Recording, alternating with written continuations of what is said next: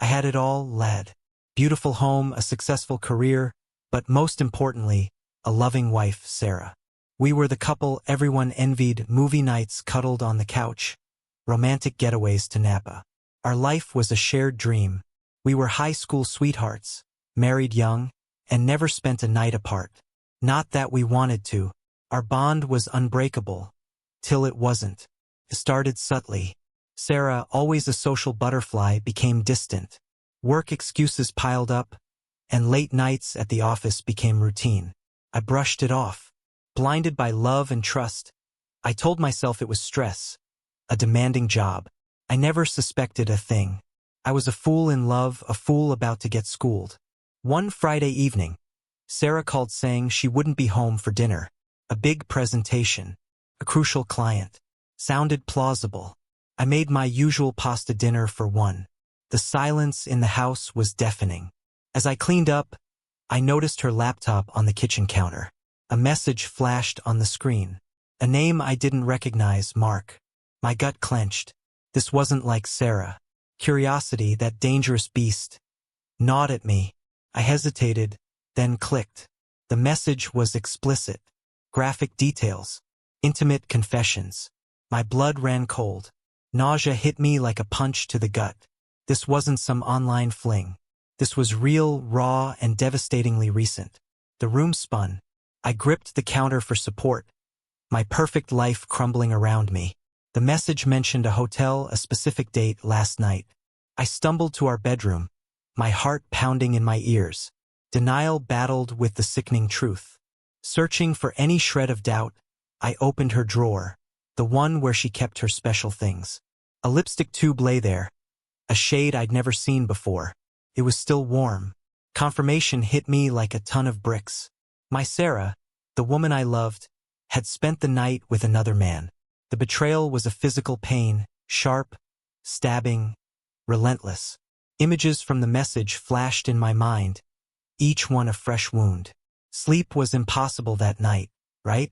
Staring at the ceiling, replaying every happy memory, every shared laugh now tainted with suspicion and doubt. My love morphed into a toxic cocktail of anger and a thirst for revenge. The following days were torture. Sarah, oblivious to my discovery, continued her charade. She smiled. She kissed me. She called me honey. Each word felt like a betrayal, a slap in the face.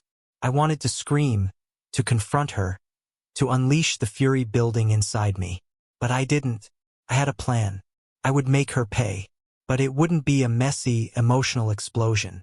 It would be calculated, precise, and utterly devastating. I contacted a lawyer, initiated divorce proceedings, and transferred half our savings into a new account. I gathered evidence of her infidelity, meticulously documenting every detail. I even went to the hotel, confirming their rendezvous with the front desk. With each passing day, my resolve strengthened. I would not be the victim. I would reclaim my life, my dignity, and my peace of mind. Operation Open Book. My revenge would be her public humiliation. I contacted everyone we knew, friends, family, colleagues. I created a website, a digital exposé of Sarah's infidelity.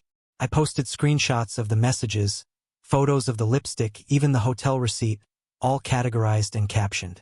I called it Operation Open Book. The day of her work gala arrived. She was being honored as a rising star in her field. I watched from afar as she took the stage, her face glowing with pride. Then I sent a single mass email, a link to my website with the subject line, "The Real Sarah." Within minutes, phones began buzzing throughout the room. Whispers turned to gasps as people clicked on the link, their faces a mixture of shock and disgust. Section 5. The Unveiling.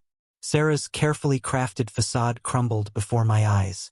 Her confident demeanor evaporated, replaced by panic and shame.